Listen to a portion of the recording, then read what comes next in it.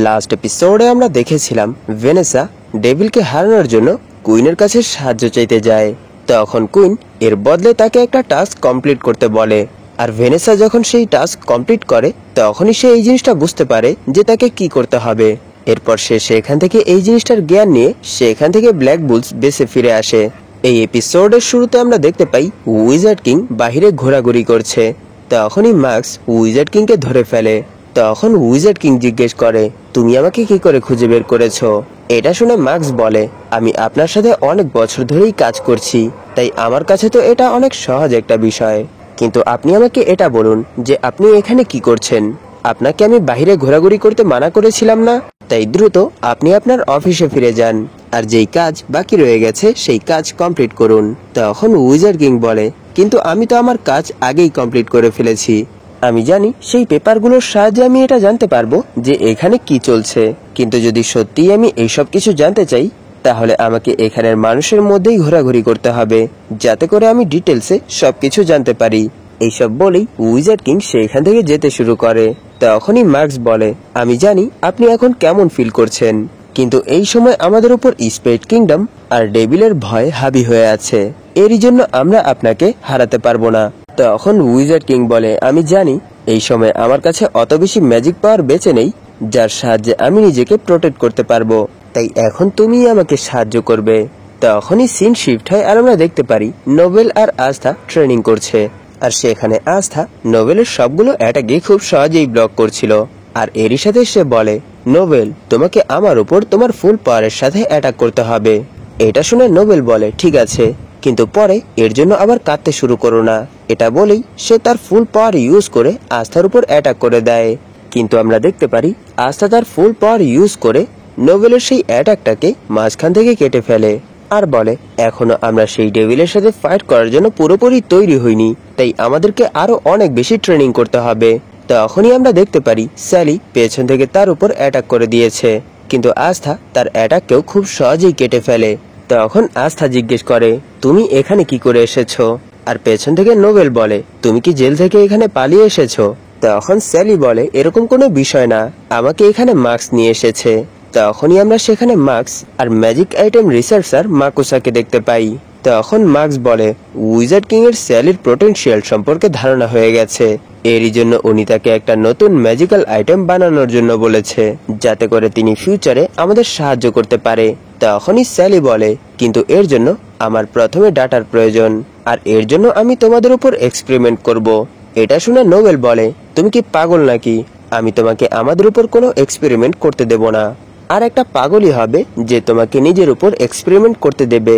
তখনই সেখানে আস্থা তার শার্ট খুলে বলে, ঠিক আছে, তুমি আমার উপর এক্সপেরিমেন্ট করতে পারবে, কারণ আমি তোমাকে লাস্ট ফাইটে ওয়াদা করেছিলাম যে সেই ফাইট শেষ হওয়ার পর তুমি আমার বডির উপর যে কোনো এক্সপেরিমেন্ট করতে পারবে, কিন্তু এই জিনিসটার উপর খেয়াল রেখো যে এরকম কিছু করো না যার জন্য কোনো প্রবলেম ক্রিয়েট হয়ে যায়। এইসব শুনে নোবেল বলে, তুমি কি পাগল নাকি আস্থা? কি হবে যদি সে তোমাকে মধ্যখান থেকে কাটার চেষ্টা করে? তখন মার্কস ভাবছিল, যদি সে এরকম কিছু করতে চায় তাহলে আমি তার এক্সপেরিমেন্ট সেখানেই বন্ধ করে দেব। তখনই স্যালি বলে, আস্থা, আমি তোমার উপর সবার শেষে এক্সপেরিমেন্ট করব, কারণ আমি যেই জিনিসটা বানাতে চলেছি তার সাহায্যে অন্যের ম্যাজিক বাড়বে, কিন্তু তোমার কাছে তো কোনো ম্যাজিক পাওয়ারই নেই, এরই জন্য আমি সর্বপ্রথম নোবেলের উপর এক্সপেরিমেন্ট করব। এটা শুনে নোবেল বলে, আমি একটা রয়্যালিটি, এরই জন্য আমি কখনোই এর জন্য এগ্রি হব না। তখনই মার্কস জিজ্ঞেস করে, তোমার বাকি টিমমেটরা কোথায়? তখন আস্থা বলে, তারা ট্রেনিং আর মিশনের জন্য বাহিরে গেছে, কিন্তু খুব দ্রুতই তারা ফিরে আসবে। তখনই আমরা দেখতে পারি তারা বাহির থেকে এই সব কিছুই শুনছিল, আর যখনই আস্থা তাদের দিকে তাকায় তখনই তারা সেখান থেকে পালিয়ে যায়। এটা দেখে স্যালিও তাদের পেছনে পেছনেই যেতে শুরু করে।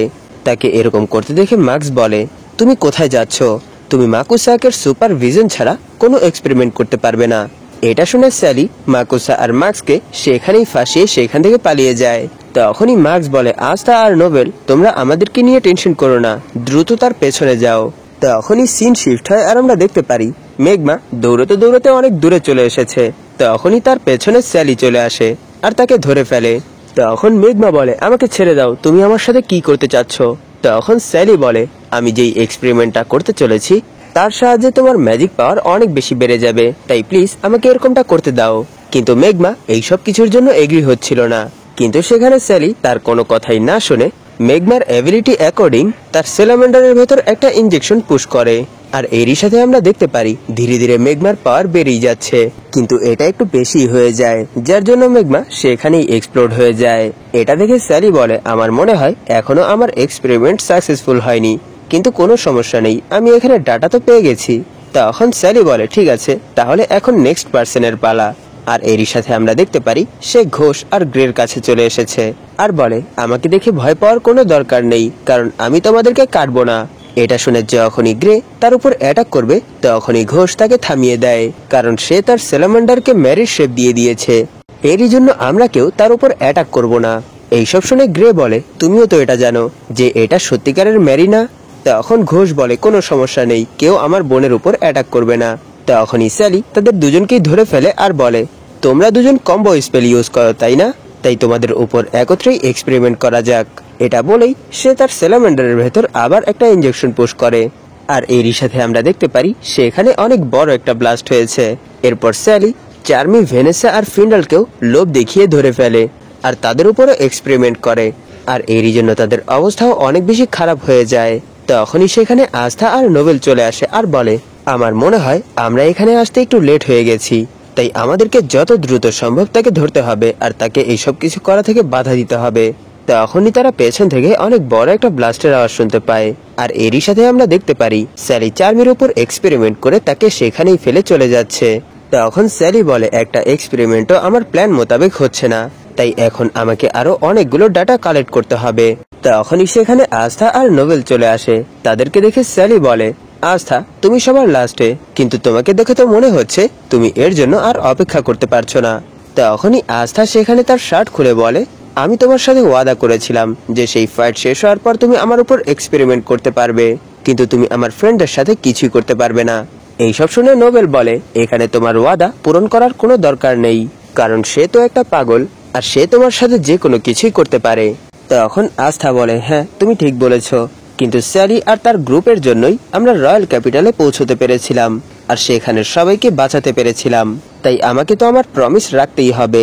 এইসব শুনে স্যালিও স্যালামান্ডারের উপর থেকে আস্থার দিকে জাম্প করে। তাকে এভাবে কাছে আসতে দেখে আস্থা বলে, প্লিজ আমাকে এর আগে বেহুশ করে নাও। তখন স্যালি বলে, এতে তুমি কোনো ব্যথা পাবে না। এটা বলেই সে তার একটু চুল কেটে নেয়। এটা দেখে আস্থা বলে, তোমার কি শুধু আমার চুলই দরকার ছিল? তখন স্যালি বলে, হ্যাঁ, এর কারণ তুমি আমাকে সেই সময় বলেছিলে যে আমি ততক্ষণ পর্যন্ত এক্সপেরিমেন্ট করতে পারবো যতক্ষণ পর্যন্ত এতে কারো ক্ষতি হবে না, কিন্তু আমি এরপরও তোমার ফ্রেন্ডদেরকে অনেক বেশি ডিস্টার্ব করেছি। কিন্তু তুমি কোনো টেনশন করো না, তাদের খুব দ্রুতই জ্ঞান ফিরে আসবে। আর এখানে তারা তাদের বডিতে নিজের ম্যাজিক বেশি ফ্লো হওয়ার কারণে বেহুশ হয়ে গেছে। তখনই আস্থা বলে, আমার এইসব শুনে অনেক ভালো লাগছে যে তোমার সেই প্রমিসের কথা মনে আছে। তখন স্যালি বলে, যেহেতু তুমি এই সময় আমার কাছে আছো, তাই এখন আমার তোমার কিছু নখ দরকার, আর আমি কি তোমার একটু ব্লাডও নিতে পারবো? এটা বলেই সে আস্থার বডি টাচ করতে শুরু করে দেয়। আর এইসব দেখে নোবেল অনেক বেশি জেলাস ফিল করছিল। তখন আস্থা বলে, যতক্ষণ পর্যন্ত তোমার রিসার্চ মানুষের কাজে আসবে ততক্ষণ পর্যন্ত আমি তোমাকে এই কাজে সাহায্য করব। আর এর কিছুক্ষণ পর যখন সবার জ্ঞান ফিরে আসে তখন তারা সবাই স্যালিকে গালি দিচ্ছিল। এইসব দেখে আস্থা তাদেরকে শান্ত হতে বলে। তখন ম্যাক্স বলে, যেহেতু আমরা এখন সব ডাটা পেয়ে গেছি, তাই মাকুসা এখান থেকে রয়্যাল ক্যাপিটালে যাওয়ার পর এই সব কিছুর উপর রিসার্চ করবে। এরপরই স্যালি নতুন ম্যাজিক আইটেম তৈরি করতে পারবে। তখন আস্থা বলে, মাকুসা আর স্যালি, তোমরা তোমাদের বেস্ট ট্রাই করো। তখন ফিন্ডাল বলে, আমি আশা করছি তোমরা এইসব কিছুর সাহায্যে ভালো কিছুই তৈরি করতে পারবে। আর সেখানে মেঘমা আর ঘোষ বলে, যদি তুমি এই ডাটার সাহায্যে ভালো কিছু তৈরি করতে না পারো তাহলে আমরা তোমাকে মেরে ফেলবো। এইসব শুনে স্যালি সেখানে অনেক বেশি শক হচ্ছিল। তখনই ফিন্ডাল তার স্পেশাল ম্যাজিকের সাহায্যে তাদেরকে সেখান থেকে রয়্যাল ক্যাপিটালে যাওয়ার রাস্তা খুলে দেয়। আর সেখান থেকে যেতে যেতে স্যালি ভাবছিল, আজ থেকে আমি মানুষের সাহায্য করার জন্য রিসার্চ করব। তখনই সিন শিফট হয় আর আমরা দেখতে পারি ক্যাপ্টেন ভার্মিলিয়ান আর ক্যাপ্টেন নোজেল মার্কসের সাথে কোনো একটা ভিলেজের দিকে যাচ্ছে। তখন সেখানে ক্যাপ্টেন ভার্মিলিয়ান বলে, এটা কত অদ্ভুত একটা বিষয় যে আমরা আলাদা আলাদা স্কোয়াড লিডারদেরকে একসাথে একটা মিশনে পাঠানো হচ্ছে। তখন ক্যাপ্টেন নোজেল বলে, এতে কোনো কিছুই যায় আসে না, আমি তাদের সবাইকে খুঁজে হারিয়ে দেব যারা আমাদের কিংডমের জন্য প্রবলেম ক্রিয়েট করছে। তখনই আমরা একটা ফ্ল্যাশব্যাক দেখতে পাই, যেখানে উইজার্ড কিং তাদের দুজনকে নিজের কাছে ডেকেছে আর এরই সাথে বলে অরডাম ভিলেজ ফর সেকেন্ড রিয়েলেমে অবস্থিত। আর আমি যখন এইসব কিছুর রিপোর্ট পড়ছিলাম তখন আমি এটা জানতে পেরেছি যে সেখানে অনেক দিন যাবত অনেক বেশি লুটপাট চলছে। এটা শুনে ক্যাপ্টেন নোজেল বলে তাহলে আমাদেরকে সেখানে কিছু টিম পাঠানো দরকার। তখন উইজার্ড কিং বলে আমার মনে হয় না এতে কোনো কিছুই বদলাবে। আমি জানি না আমার কেন এটা মনে হচ্ছে যে সেখানে অদ্ভুত কিছু হচ্ছে, তাই তোমাদেরকেই নিজের রূপ বদলে সেখানে যেতে হবে যাতে করে তোমরা তাদের সাথে মিলে তাদের সিচুয়েশন সম্পর্কে ইনফরমেশন কালেক্ট করতে পারো। তখনই আমরা দেখতে পারি তারা তাদের রূপ বদলে ফেলেছে। এটা দেখে মার্কস বলে আমার মনে হয় না এইসব করে কোনো কিছু বদলাবে, কারণ এভাবে তো মানুষরা আমাদের দিকে আরো বেশি অ্যাট্রাক্ট হবে। তখন ক্যাপ্টেন নোজেল বলে এটাই আমাদের কাছে একমাত্র রাস্তা, কারণ আমরা জানি না কমনাররা কিভাবে থাকে, তাই আমরা যদি কোনো কিছু করার ট্রাই করি তাহলে আমরা এক্সপোজ হয়ে যাব। তখনই ক্যাপ্টেন ভার্মিলিয়ান বলে আর এমনিতেও অনেকগুলো ম্যাজিশিয়ান এভাবেই ঘোরাঘুরি করে, তাই সেখানের মানুষ আমাদেরকে তাদের মতোই ভাববে। তখন মার্কস বলে ঠিক আছে তাহলে চলো এখন আমরা ইনফরমেশন গেদার করার জন্য যাই। তখনই ক্যাপ্টেন ভার্মিলিয়ান বলে কিন্তু এই কথাটা মাথায় রেখো যে উইজার্ড কিং আমাদেরকে তাদের সাথে মিশতে বলেছে। এটা শুনে মার্কস ভাবছিল এইসব কি কখনো সম্ভব হবে, কিন্তু আমি এটা বুঝতে পারি না যে সে সব সময় এত বেশি সিরিয়াস হয়ে থাকে কেন। আর যখনই তারা সেই ভিলেজের কাছে পৌঁছে যায় তখনই তারা দেখতে পায় সেই ভিলেজের অনেকগুলো ঘর বাড়ি এখনো ডিস্ট্রয় হয়ে আছে। এরপর তারা সেখান থেকে আলাদা আলাদা ডাইরেকশনে চলে যায়। তখনই সেখানে ক্যাপ্টেন ভার্মিলিয়ান একটা পার্সনের কাছে কিছু জিজ্ঞেস করে, কিন্তু সেই পার্সন তাদেরকে সেখান থেকে চলে যেতে বলে। আর সেখানের সবাই তাদেরকে ভিন্ন নজরে দেখছিল। তখনই ওনার উইজার্ড কিং এর একটা কথা মনে পড়ে যে উইজার্ড কিং বলেছিল যদি তোমরা প্রবলেমে পড়ো তাহলে তোমরা এই কোড ওয়ার্ড ইউজ করো। এটা মনে পড়ার সাথে সাথেই ক্যাপ্টেন ভার্মিলিয়ান সেখানে ক্রোনোভালা বলে। এটা শুনে সেখানে সবাই অনেক বেশি শক হয়ে যায় আর সেই সেলসম্যান জিজ্ঞেস করে তুমি কি ক্রোনোভালার ফ্রেন্ড? সেই ওল্ড লেডি আমাদেরকে অনেক সাহায্য করেছে, যখনই আমরা কোনো প্রবলেমে পড়তাম তখনই সে আমাদেরকে সাহায্য করত, কিন্তু তিনি কিছুদিন যাবত এখানে আর আসছে না, তিনি কি ঠিক আছে? এইসব শুনে মার্কস ভাবছিল যখনই উইজার্ড কিং বাহিরে তার চেহারা বদলে ঘোরাঘুরি করত তখনই তিনি এই নাম ইউজ করত। তখনই সেখানে তাদের কাছে বাকিরাও চলে আসে আর সেই সেলসম্যান বলে তোমরা এটা রাখো, এবার আমাদের ফসল নষ্ট হয়ে গেছে তাই বেশি কিছু দিতে পারবো না।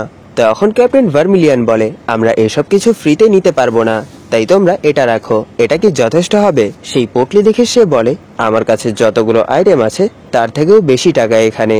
এটা শুনে ক্যাপ্টেন ভার্মিলিয়ান বলে তাহলে এক্সট্রা টাকা এই ভিলেজ রিস্টোর করার কাজে লাগাও। এই কথা শুনে সেখানে সবাই অনেক বেশি খুশি হয়ে যায় আর উইজার্ড কিং এর জন্য তাদের উপর সন্দেহ করে না। তখন মার্কস ভাবছিল উইজার্ড কিং তো সত্যি অনেক বেশি অ্যামেজিং, যদিও সেই সময় তিনি একটা ওল্ড লেডির রূপে ছিল, এরপরেও মানুষরা তাকে কত বেশি ভালোবাসে। কিন্তু একটা প্রবলেম হয়ে গেছে, আমরা এখানে একটা আন্ডার কভার মিশনে এসেছিলাম, কিন্তু এই সব কিছুর জন্য সবাই তো আমাদের দিকে নোটিশ করতে শুরু করেছে। আমি জানি না ক্যাপ্টেন নোজেল কি করছে। তখনই সে দেখতে পায় ক্যাপ্টেন নোজেলও উইজার্ড কিং এর কোড ওয়ার্ড ইউজ করে সবার নজরে চলে এসেছে। তখনই সেখানে সেই ভিলেজের মেয়র চলে আসে আর বলে আমরা আপনাদেরকে বেশি কিছু দিতে পারবো না, কিন্তু আপনারা রাত এখানেই কাটাতে পারবেন। এরই সাথে সেখানের সবাই তাদেরকে এক রাত এখানেই স্টে করতে বলে আর এর জন্য তারাও এগ্রি হয়ে যায়। আর রাতে মার্কস বলছিল আমরা ডাকুদের সম্পর্কে বেশি কিছু ইনফরমেশন কালেক্ট করতে পারিনি, কিন্তু আমি এই জিনিসটা বুঝতে পারছি না যে উইজার্ড কিং কোন জিনিস নিয়ে এত বেশি টেনশন করছিল। তখনই ক্যাপ্টেন ভার্মিলিয়ানের কিছু ফিল হয় আর এরই সাথে তিনি তাদের সবাইকে চুপ করতে বলে। তখনই তারা দেখতে পায় সেখানে ডাকু চলে এসেছে। তখনই ক্যাপ্টেন ভার্মিলিয়ান তাদের উপর অ্যাটাক করে দেয় আর সেখানে মার্কস বলে তাহলে সেই লুটেরা তোমরা যারা এই ভিলেজের মধ্যে ডিস্ট্রাকশন করছে। তখনই সেই ডাকাতেরা বলে তোমরা তোমাদের কাছে যা আছে সব ছেড়ে এখান থেকে চলে যাও। এটা বলেই তারা তাদের উপর অ্যাটাক করে দেয়, কিন্তু আমরা দেখতে পারি ক্যাপ্টেন নোজেল আর ক্যাপ্টেন ভার্মিলিয়ান নিমিষের মধ্যেই তাদেরকে হারিয়ে দেয়। এটা দেখে তারা অনেক বেশি শক হয়ে যায়। তখনই তারা দেখতে পায় এই ডাকাতগুলো এই ভিলেজের ভিলেজার্স। তখনই সেখানে মেয়র বলে এখন সবকিছুই শেষ হয়ে গেছে, আমরা জানতাম একদিন না একদিন এই জিনিসটা হওয়ারই ছিল, আমরা সব সময় এই সিচুয়েশন থেকে বাঁচার চেষ্টা করছিলাম। এই সব কিছু তখন শুরু হয়েছিল যখন দ্য আই অফ মিডনাইট সানের মেম্বাররা আমাদের ভিলেজের উপর অ্যাটাক করেছিল আর সবকিছু ডিস্ট্রয় করে ফেলেছিল। তখন আমরা এই আশায় ছিলাম যে রয়্যাল ক্যাপিটাল থেকে আমাদের জন্য সাহায্য আসবে, কিন্তু কোনো সাহায্যই আসেনি। এরই জন্য আমাদের অবস্থা ধীরে ধীরে আরো বেশি খারাপ হতে শুরু করে। এইসব কিছুর জন্যই আমরা অন্য ভিলেজ থেকে চুরি করতে শুরু করেছিলাম। আমরা জানতাম এইসব কিছু ভুল, কিন্তু এই সব কিছুই আমরা শুধু আমাদের জীবন বাঁচানোর জন্য করেছি। আর এই ভিলেজের সবাই সবকিছুই আমার প্ল্যানে করেছিল।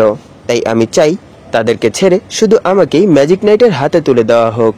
তখনই সেখানের বাকি মানুষরাও মেয়রের পাশে এসে দাঁড়াতে শুরু করে।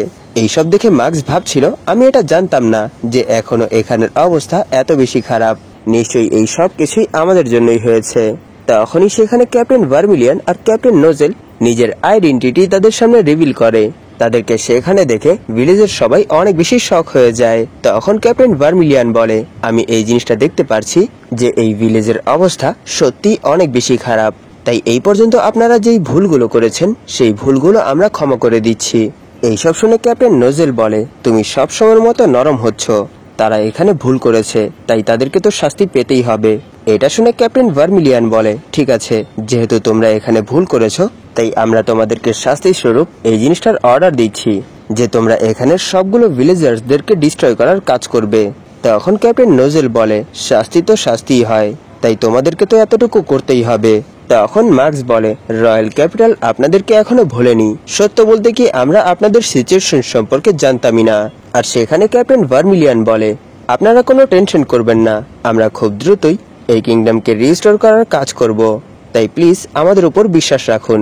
আর তাদের এইসব কথা শুনে ভিলেজের সবাই সেখানে খুশিতে কাঁদতে শুরু করে। তখনই সিন শিফট হয় আর আমরা দেখতে পারি ফিরে এসে তারা সেখানের সবকিছুই উইজার্ড কিংকে খুলে বলে। আর উইজার্ড কিংও তাদের ডিসিশন শুনে অনেক বেশি খুশি হয়ে যায়।